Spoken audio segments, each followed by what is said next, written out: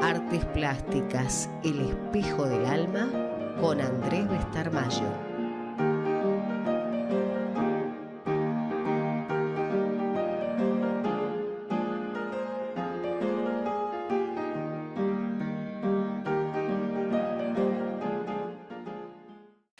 Bien, entonces se levanta la barrera y comienza el programa con mi compañero Andrés Bestarmayo. Hola Andrés, ¿cómo estás? ¿Cómo estás? Muy bien, la verdad que muy bien, manteniendo el nivel de invitados que tenemos este año. La verdad que es un privilegio tenerlo hoy a uno de los más grandes grabadores que tiene la Argentina, con una proyección internacional. Ha sido premiado en Buenos Aires a nivel nacional y con el premio de la ciudad de Buenos Aires. Con proyección internacional, premiado en el exterior, y viene ahora, recientemente, de Bulgaria, así que se hizo un tiempo para venirnos a visitar y a contarnos esa experiencia tan linda. Lo tenemos hoy a Leonardo Gautier. Leonardo, bienvenido. Gracias por aceptar esta charla. Muchas ¿Cómo gracias. estás? Muy bien, Bueno, muy bien. bueno. Entre amigos. Bien, gracias. Bueno, Leonardo es uno de los grandes y exquisitos grabadores. Específicamente, él se desarrolla con el lenguaje de la xilografía. El original se desarrolla en un taco de madera y eso se le saca impresiones. Ahora él nos va a contar exactamente cuál es el desarrollo de su técnica, pero es uno, no diría obsesivo, pero es un exquisito de la técnica y del oficio. Ha tomado como referencia simbólica en los últimos años el transbordador de la Boca, como referencia de su nuevo lugar y eligió el lugar. Teníamos un amigo en común que lo convocó y además lo acogió en cierta medida en la República, como era nuestro amigo Rubén Granara Insúa, que me hacía... Nuestro expresidente. Un caballero. Una referencia que es un lindo homenaje que le podemos hacer a Rubén. Generalmente el boquense es celoso de su lugar. Y Rubén, aquellos que veníamos de afuera por trayectoria y por dedicarnos al arte, siempre era para él un privilegio que tuviésemos nuestro taller, y en el caso de Leonardo ha elegido como su lugar, su casa, su taller, su lugar de escuela. Así que bueno, ha comprado una de las, en cierta medida, casas de tipo palacio que tenía La Boca, donde la restauró totalmente y bueno, ahora tiene su casa taller. Así que, bueno, que a mí me interesa más que nada, ya que la mayoría conoce tu trayectoria, pero es algo que no tocaste en las entrevistas que vi. ¿Qué le pasó a ese chico que nació en el Chaco y se encontró con esta ciudad, ¿no? Cuando eras ese pibe, allá por los años 70, 80, que hiciste la Belgrano y la Purredón, que no era tan fácil para la gente que venía del interior incorporarse en esta gran ciudad, y bueno, hoy la tenés como parte tuya y bueno, y se rindió a sus pies. Así es. Así es. Nací en el Chaco, una ciudad hermosa, una ciudad llena de esculturas, llena de arte, y me formé de muy joven. Me encantó siempre el arte. En mi casa había un pizarrón muy grande y mi madre, para que yo no ensucie toda la casa, me regaló una caja de tizas de colores y me dijo, mira, hace todo lo que quieras, pero en este pizarrón. Acá este es tu reino. Y yo pasaba horas dibujando en ese pizarrón y eran mis juegos infantiles. Con el correr del tiempo fui a estudiar arte con maestros muy entrañables del Chaco y en un momento determinado sentí que tenía como un techo en el Chaco y necesitaba volar. Así que vine a Buenos Aires y empecé a estudiar, como bien dijiste, en la Escuela Manuel Belgrano, donde me recibí de maestro de artes visuales y luego la especialidad de dibujo y grabado en la Prilidiano Pueyrredón. Y como siempre fui muy inquieto, cuando nos dieron la opción de hacer la licenciatura en arte, también la hice, y hoy hace 37 años que enseño en el UNA, Universidad Nacional de las Artes. Bien, perdón, solo un instante quiero mencionar, sin duda, Resistencia en particular en Chaco es la capital de la escultura, entendiendo yo en el país. Tuve la suerte de estar para las bienales, claro, que estaba al frente este grande, que no me está saliendo el nombre. Fabriciano Gómez. Fabriciano Gómez, extraordinario. Un gran maestro, un gran hombre, fue de alguna manera una guía mía. Yo siempre lo nombro a Fabriciano Gómez y a Ricardo Jara, dos artistas importantísimos del Chaco. Y bueno, Fabriciano, que más de 30 años siguió, digamos, el camino de los hermanos Boglietti, que fueron los creadores del Fogón de los Arrieros. He estado ahí cantando. Un lugar maravilloso, un lugar que yo recomiendo muchísimo, muchísimo. No solo caminar por las veredas de Resistencia para ver ese museo a cielo abierto, sino no dejen de visitar el Fogón de los Arrieros. Un lugar único, verdaderamente único. Sí, donde transcurrió la gran bohemia también de Buenos Aires, ¿no? Porque sí, eran invitados permanentemente grandes artistas que dejaron obra y bueno, el museo está repleto de cosas que dejaron los artistas. Bueno, ahí estuvo Borges, claro. Estuvieron los grandes.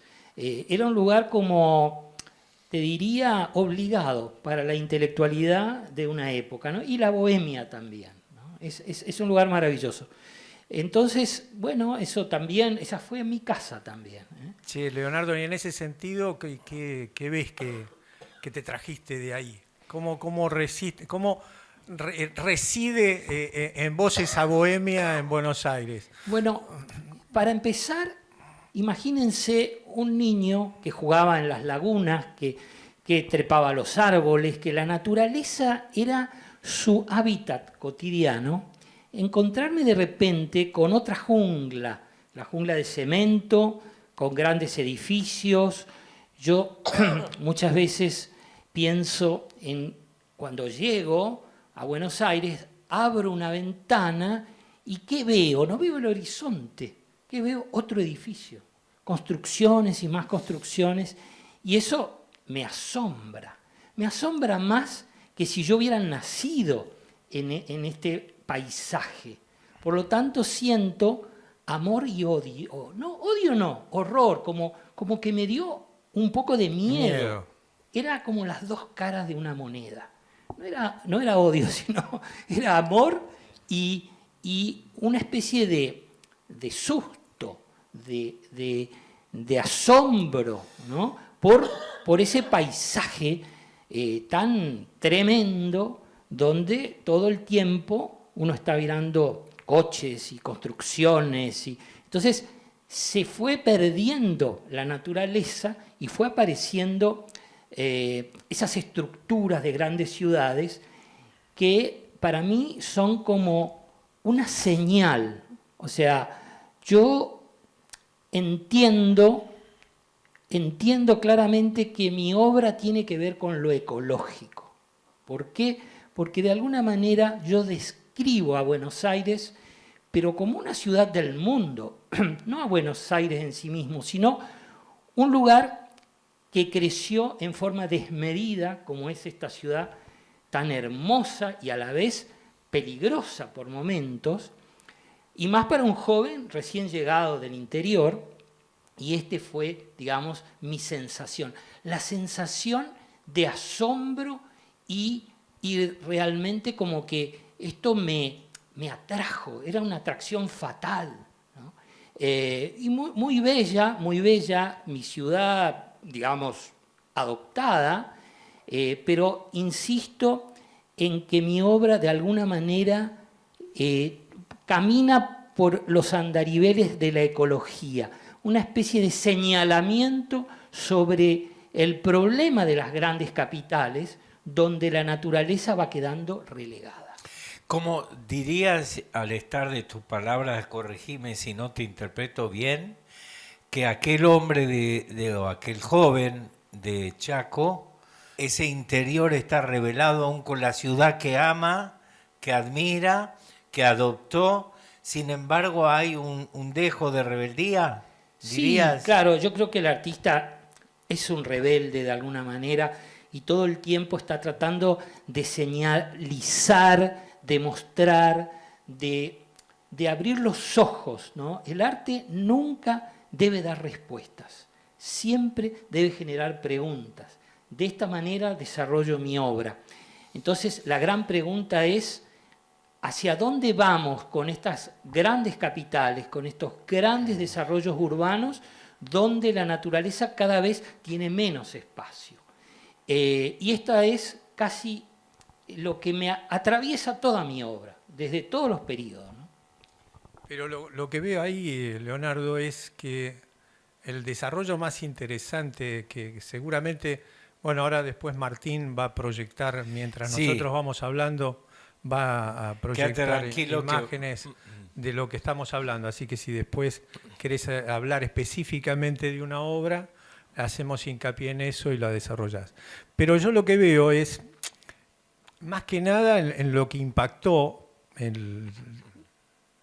estas construcciones, que además como referencia tiene una ingeniería inglesa, ¿no? y la referencia del transbordador, y se adapta específicamente, casi haces del taco una chapa. Sí, le doy una característica muy peculiar. Trabajás una técnica que pocos la dominan, más en xilografía, porque bueno, si lo trabajáramos en fotografía con una imagen quemada, sería muy fácil de desarrollar. Pero vos trasladás eso al taco en una forma totalmente eficiente y además le das ese impacto de construcción permanente, ¿no? De no dejar casi espacio, en base a esto que vos estabas planteando, de no dejar casi espacio en la composición en función de esas tramas y de esas relaciones de claro-oscuro que vas construyendo como símbolo, ahora lo veo, de esta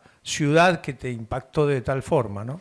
No lo podés describir mejor, o sea, realmente siento que estás hablando por mí, digamos, lo que yo pienso de mi obra, y también esa palabra que dijiste al inicio, la obsesión.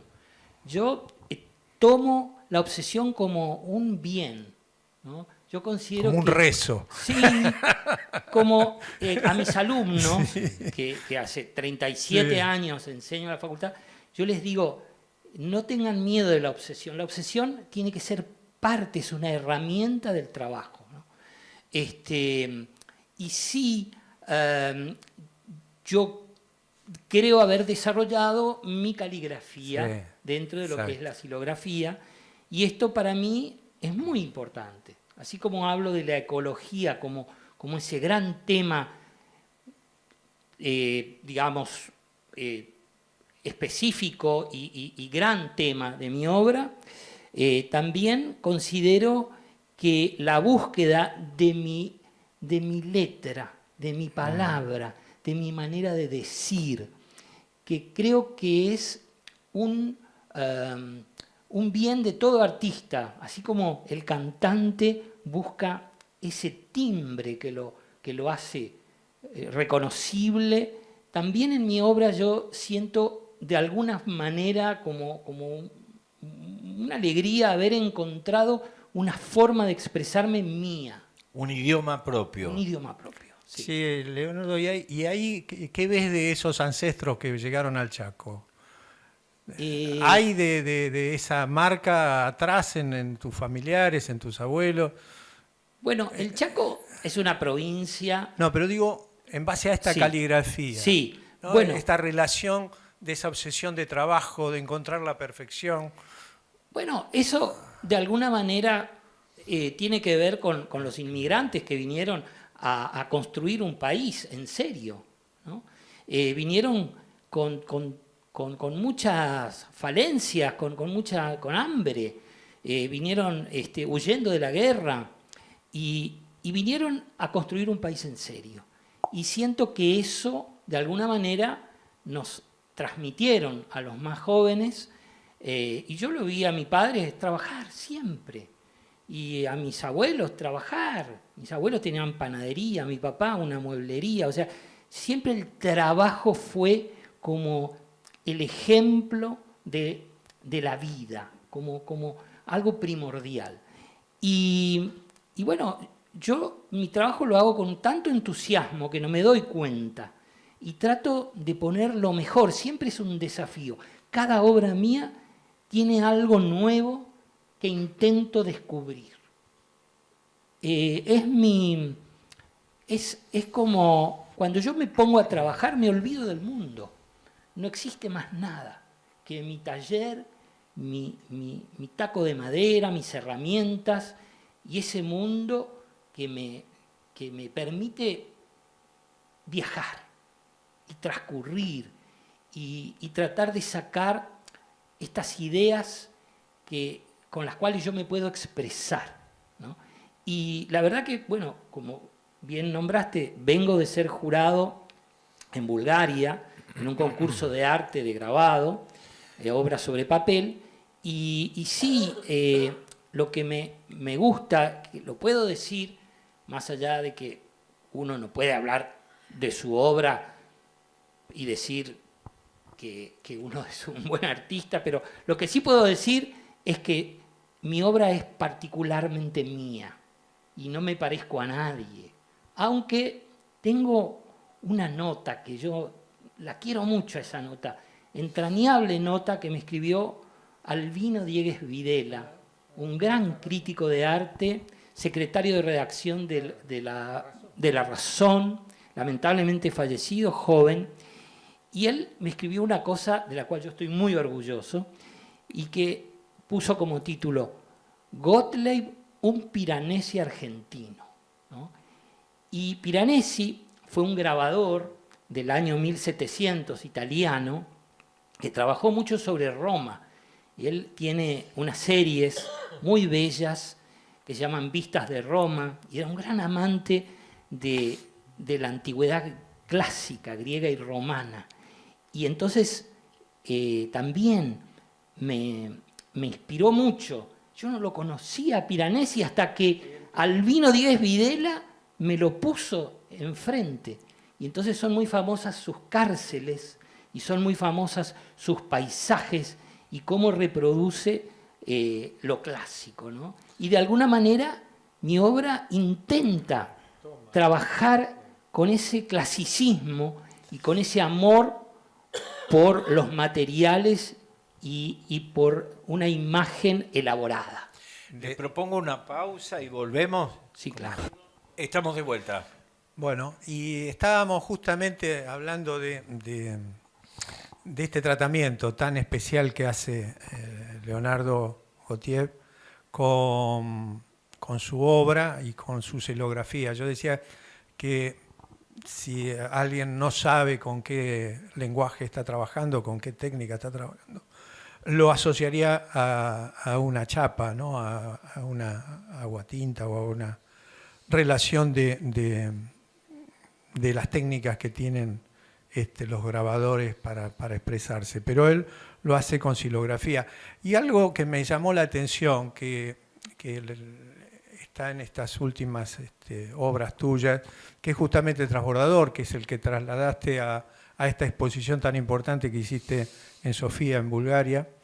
Y es interesante esto, que además haces composiciones que si bien son descriptivas en algunos trabajos sobre el transbordador en sí, hay otras puestas que haces, hay otras composiciones que entran casi en un plano abstracto, en un plano compositivo que uno tiene que empezar a detenerse un tiempo como para saber a quién pertenece, pero de una exquisitez de claros y oscuros, de composiciones de tensiones, de vibraciones permanentes, que a todo aquel que pasa por delante de la obra no puede dejar de acercarse y observarlo.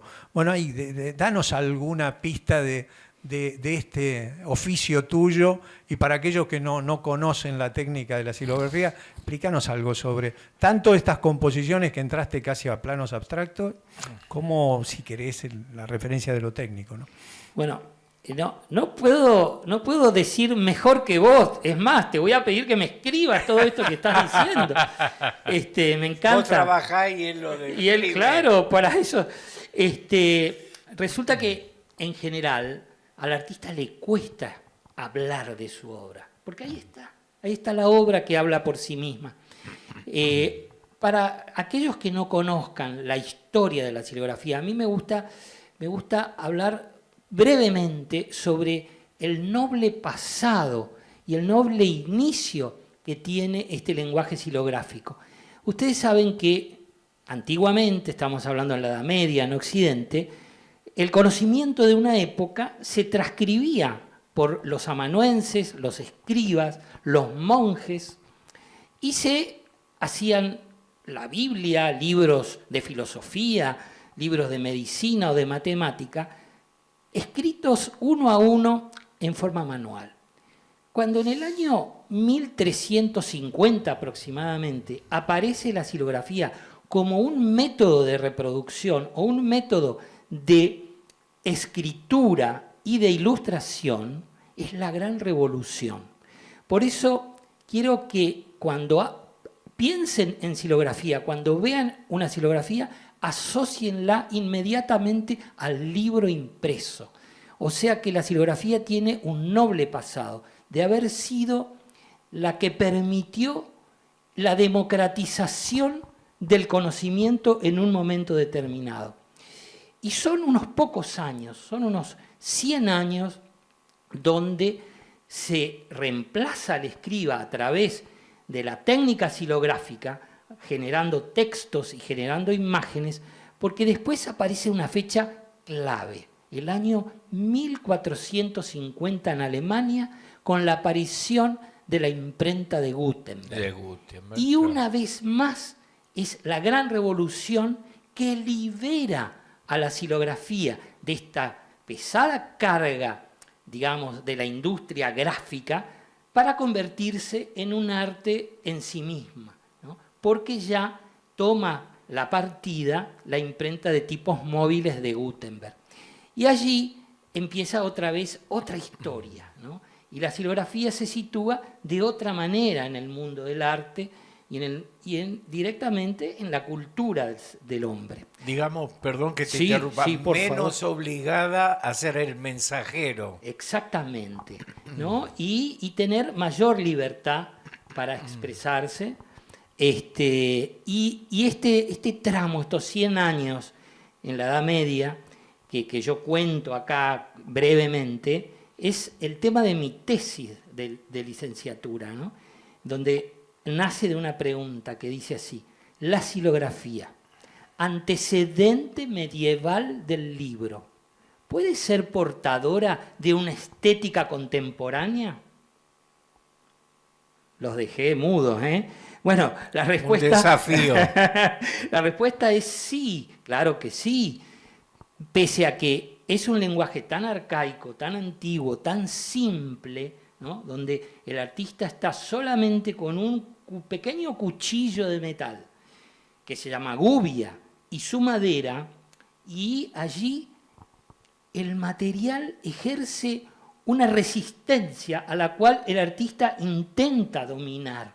Y allí en esa danza empieza a producirse todo esto que tú has nombrado tan bien, como esta búsqueda del claroscuro, de la profundidad de espacio, del grafismo, la textura, el cambio de materiales, todo eso tan bello a la hora de encontrarnos con una obra que conmociona, que emociona, ¿no? Porque hay obras que nos gustan y hay obras que nos emocionan. Es interesante. Después dice que no sabe explicarlo, pero nos metió y nos envolvió. No, es mentiroso. En el clima, es buen artista, pero es mentiroso. En el clima Para jugar al truco está claro. El clima de la silografía. Y ahora vos sabés que la silografía nosotros la aprendimos en la Belgrano en el primer año. Y a todos los que pasamos por esos talleres tan hermosos de la Belgrano, lo teníamos como una técnica más. Fíjate todo lo que él habló de la silografía, ¿no? Y era como algo despectivo porque era el primer paso. Todo el mundo quería saber qué venía después. Y hace unos años dando clases en la Universidad de Museo Social, me encuentro con una cátedra que era técnicas medievales del grabado. Así que le habías dado letra a vos seguramente a ese docente. Y daban silografía, pero claro, el tenerlo tan cotidianamente nosotros en los talleres y dárselo como algo básico y elemental, muchas veces perdemos justamente todo lo que nos habló Leonardo. O sea, la referencia esa de ese pasaje por la historia nos hace tomar conciencia de lo que nosotros pudimos, gracias a muchos inmigrantes, haber tenido en nuestras escuelas este oficio, que mirá vos el antecedente histórico que tiene y que lleva a la vida permanentemente Leonardo, y que es tan difícil, pero que muchas veces, por ser tan cotidiano y tenerlo tan cerca, no se lo valora de la forma que lo tenemos que valorar, ¿no? Así que en ese sentido me parece extraordinario este vuelo que nos diste por tomar conciencia realmente de estas cosas que muchas veces no valoramos en su esencia y que tienen tanta importancia para nuestra cultura, ¿no? Sí. Yo quiero hacer una pregunta simple y pequeña. Sí. Leonardo, ¿por qué el transbordador? ¿Qué Bien. te propone? ¿Qué te desafía? Bien. Para empezar, vamos a decir como una especie de eslogan o hashtag, el transbordador es nuestra Torre Eiffel. El transbordador tiene una diferencia de construcción solo de 15 años. ¿Sí? La Torre Eiffel se hace en París para una de las exposiciones universales de cambio de siglo y 14 años más tarde se construye, una empresa inglesa la construye al transbordador, y fíjense lo importante, ¿de qué nos habla el transbordador? Para cruzar un río de 300 metros, hacer semejante obra de ingeniería. Está hablando de un país potente, de un país sólido, de un país pujante, porque solamente imagínense una obra de tal calibre, y aquellos que no lo conocen, aquellos que todavía no han ido a la Boca, tienen la obligación de ir a visitar y simplemente observar esa especie de animal prehistórico que es el transbordador. ¿Y por qué transbordador y no puente? Porque un puente uno lo atraviesa, ¿no? Uno camina con un carro, con un caballo o con un auto, o caminando. En cambio, el transbordador era una suerte de vagón donde en una costa subían los obreros, subían los animales y las mercaderías. Eso se elevaba y una especie de guía de tanza gigantesca, de roldana, llevaba el vagón a la otra costa y la bajaba. Entonces, le dicen el puente de la Boca. Y es el transbordador Nicolás Avellaneda, un ícono de nuestra ciudad. Y también mal querido de alguna manera.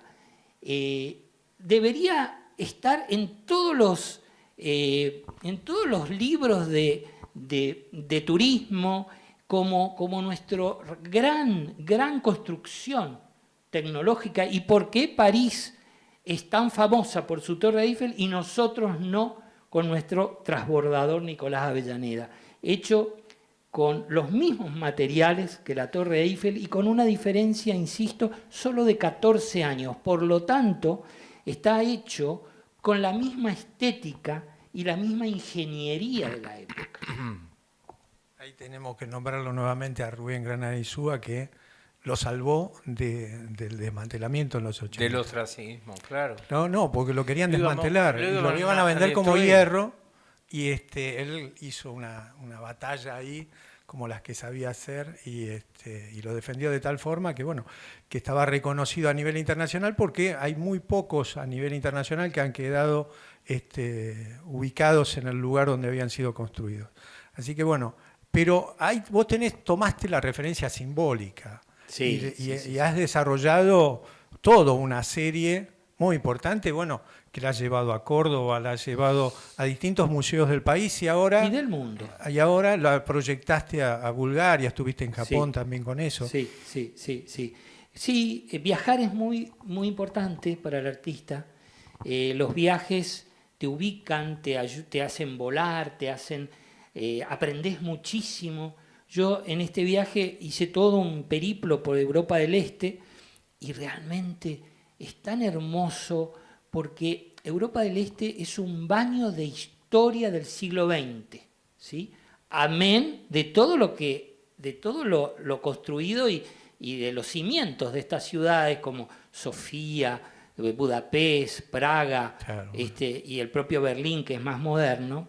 Pero me encantó, me hizo realmente, fue un baño de historia, ¿sí? En todo sentido. Y la arquitectura, que me encanta. Claro, ¿no? claro. Disfruté muchísimo y por supuesto fue un trabajo arduo donde se tuvo que juzgar obras y allí es difícil porque tenés que elegir unas obras que van a quedar, unas obras que no van a ser parte de la muestra y otras obras que serán premiadas.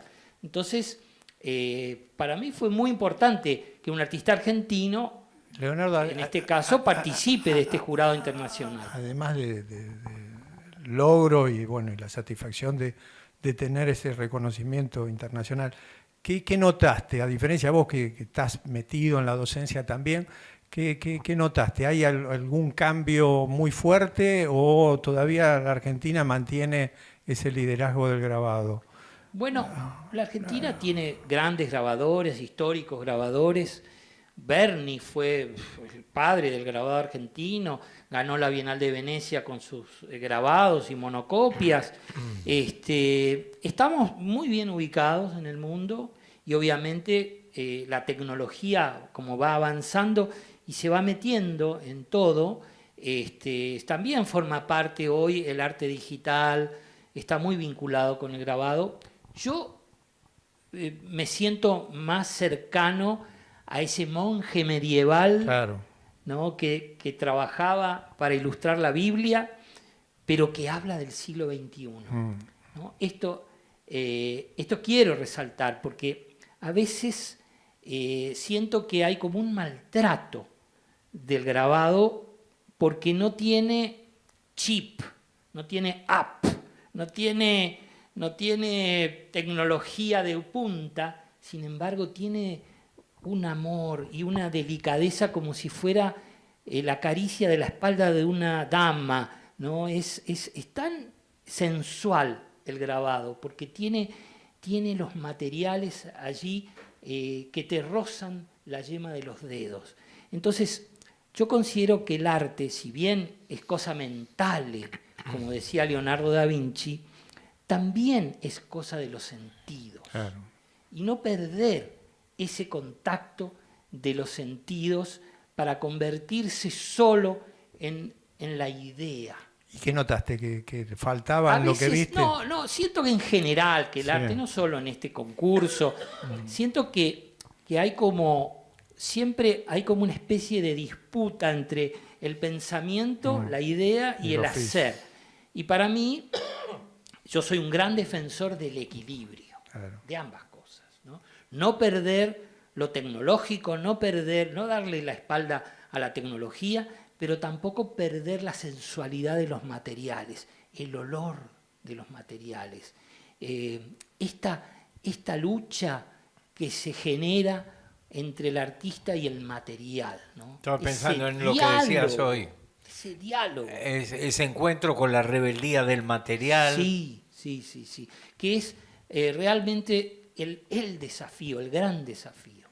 Bueno, y ahora explícame, después de todo, cómo es que entras en esta tridimensión con el hierro, con el volumen y con la referencia del grabado, pero queda supeditado en cierta medida a la tridimensión, al volumen en hierro. Sí, bueno, siempre el artista es un buscador, es un inquieto, puedo decir una mala palabra, es un culo inquieto, ¿no?